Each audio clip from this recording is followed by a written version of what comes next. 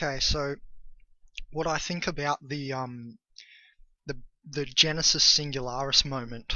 Um, there's a page in consciouszine.com called Genesis singularis. I'm trying to explain the end date, the 21st of the 12th, 2012, the famous end date of the Mayan calendar, according to most people. A lot of people know about the Mayan reference and relevance to their Baktun, one of the Baktuns ending, the 13th Baktun, isn't it? So it goes far deeper than this, and that's why I've called it Genesis singularis. I think this was the penultimate moment of the universal experience, basically. We're not going to go into what's going to be in a billion years and stuff, because it's kind of irrelevant. So we're going to focus on this end date, basically. Now, what the end date is not about the Baktun of the Mayan calendar ending. I would send people to Terence McKenna's Time Wave Zero 24-minute YouTube video version. Now, in this he explains to you what I'm sort of going to skip over, because you should look at his video. So on this page I've got other videos from him, some pictures to try and get the idea across, but this main picture here is what I'm kind of going to be explaining. So you can see the rhetoric of the picture, what time actually is. So imagine the end date, there's the video too, the end date as these waves impinging on each other. That's basically what, that's exactly what's happened. Now, I felt this. If you were very attuned, you would have felt this. You would have felt the compression. People came out with YouTube videos such as the quickening, and it was all about time compression. Some people in the world did recognize this beyond this Mayan calendar hullabub. So, recently I came across, this is another website that I make, I came across Stuart Hamerov's theory of the soul. Now, he has proper theory, so not just speculation like I'm doing here. It's proper math, and that's what we consider theory. So I lolled at the title, though, Soul is in the Microtubules by Stuart Hameroff. Now, I wasn't being too arrogant. I was just saying, well, obviously the soul is not trapped in anything. It's not trapped in, it's not going to be inside anything. So there's his elaborate theories, and I said I'm very happy he's done it. It's very important that he's done that, but I lolled because obviously it's not going to be trapped in there. The soul's not going to be trapped in there. So I basically concluded down here, so you can read that. Now, basically what I've said is, spirit flows through the structure that is your body. Now, your body everyone has a different structure. Obviously, even from the outside we look different, but I'm talking about, imagine fractally mirrored, reverberfractally mirrored up into macrophysicality. If you imagine it coming up, spirit, the still single light whence all motional light, think electrons, cometh from, going through your structure. Now, when it goes through the structure, it pops out soul. That's basically the notion. It pops it out.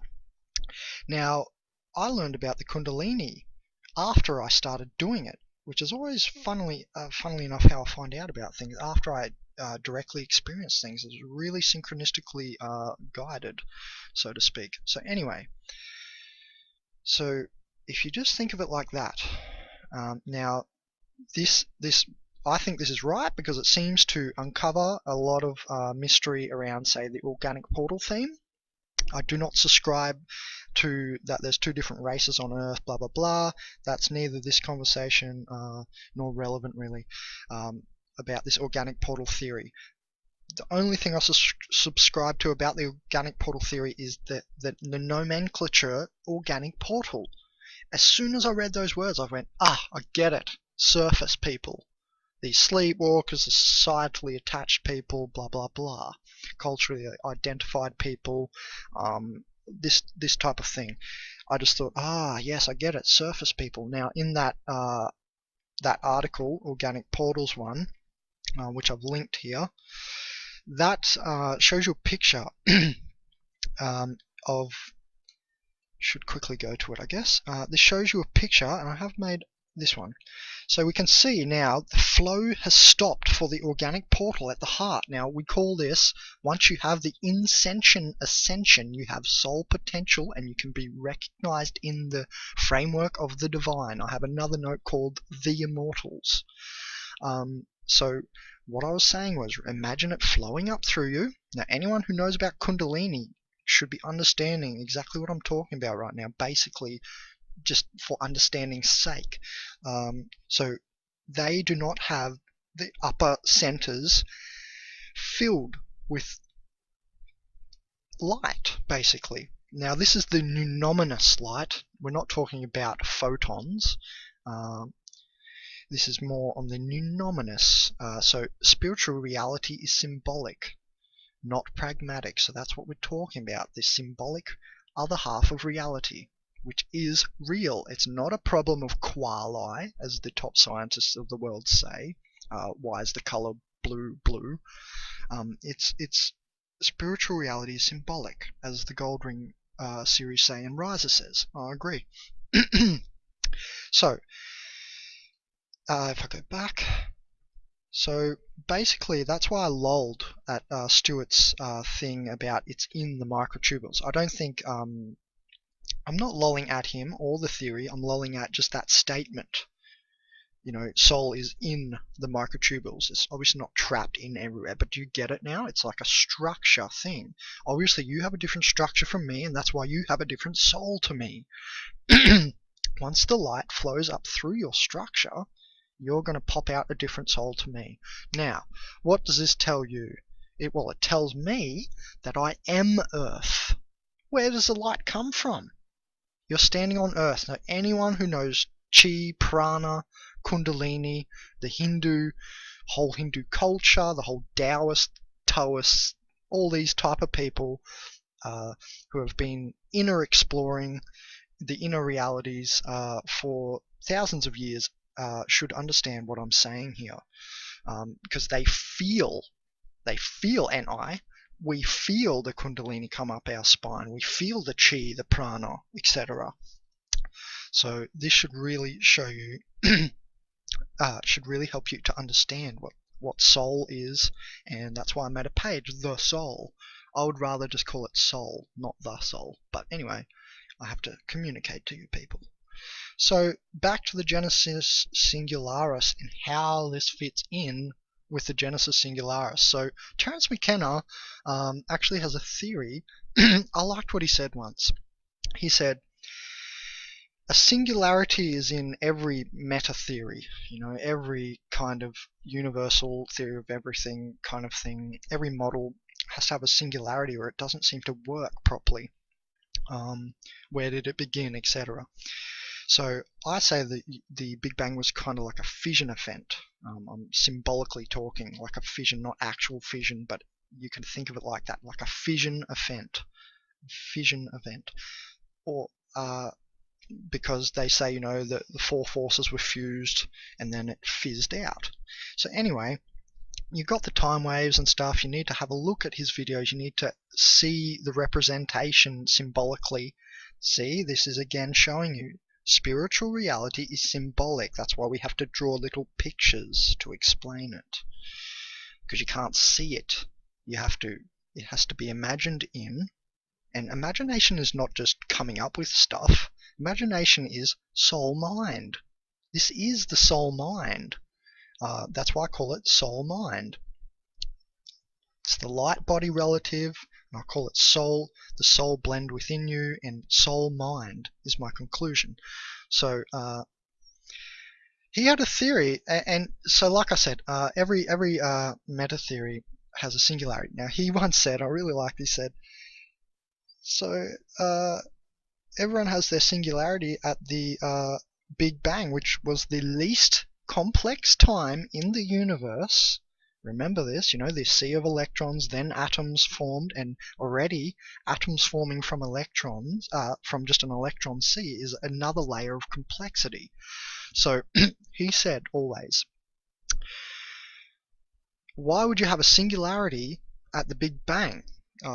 That's the limit case of credulity, because it's the most least complex time to ever have been. Now, the end date is the most complex time to have been, aside from right now. Obviously, the universe is a novelty producing and conserving machine. So we're in maximum novelty domain right now, post-time wave, post-history, and in the transcendental official future. So I agree with Terence when he used to say, the limit case of credulity is this having a singularity at the Big Bang, the least complex time. He said, if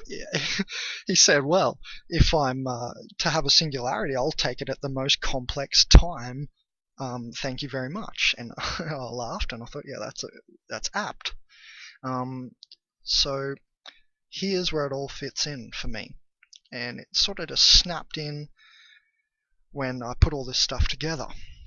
So the soul, the light comes up through you from Earth. You stand on Earth. You've come in, you have a name. My name's Benjamin Cownberg. I'm from consciousing.com. That's just an illusion sort of thing. It's not going to last long. I'm so ephemeral in the process of 16 billion years or whatever, am I not? I'm only alive for 100 years. I'm so ephemeral. And, really what it comes down to for me is realizing, hey, the light does come from Earth, the Kundalini light, or if you watch Mantak Chia, Microcosmic Orbit on YouTube, you'll figure this out too. Or if you do any kind of Chi, Prana, Kundalini work, eventually you should figure out, hey, it's coming from Earth. This is what they all believe too. So they've all recognized it. And I didn't take beliefs. I recognized this. I realized this. I didn't just go, oh, this must be how it is. I, diligently discerned through all this information. It's been years on end, and it may not be right, but it seems to be how it is. You explain to me how it's not like this. The light comes through you. So remember I said, why would you have, and Terence said, why would you have a singularity at the least complex time in the universe? Why would you not have a singularity at the most complex time of the universe? Now, this should be clicking. Some people should be clicking right now, thinking, so at this point I clicked and went, oh my god, I get it. So what's here? Do we know of any other planets with more diverse life? No. The mother, this is going to be the most Hieronymus statement many people have heard. I think the Madre, the bolus of the Earth, the Oversoul, souls you, so you are Earth. You're only a cell. You're a little fucking cell. It's big Earth. Think about this. Do I need to get you a visual representation? I'm sure I don't. A lot of people realize how big Earth is these days because it's 2012, and we know the Earth's not flat and all that. So think about this. I'm about to say this. This is the most Hieronymus statement that I've ever said and uttered myself. And to my ego, this body, it even sounds Hieronymus as. I think Earth is God. Literally, it's the attractor. I am Earth, as well as all the other open people who are not organic portals. Remember the picture I showed you of organic portals? They're closed, so they're not open yet. They will open. They're like closed little pores at the moment. And that's why I say we are the gold ring. The way showers are like the crown of Earth. So Earth is awakened. People are not awakening. Earth is awakening people. Earth, I think, thus attracted. Terence always used to say there's an attractor. Now, where do I go when I go on psychedelics? Where do I go when I go inside and meditate? I go inside, don't I? That's right. And I go to Earth Heart. That's this thing about the ascension, and relates to that organic portal picture. It all fits together. I think Earth was the attractor. I think Earth is conscious, what most people call conscious. I'm not going to delve into why I think that's a misnomer. and it's sent stored electrical waves that most people refer to when they say consciousness.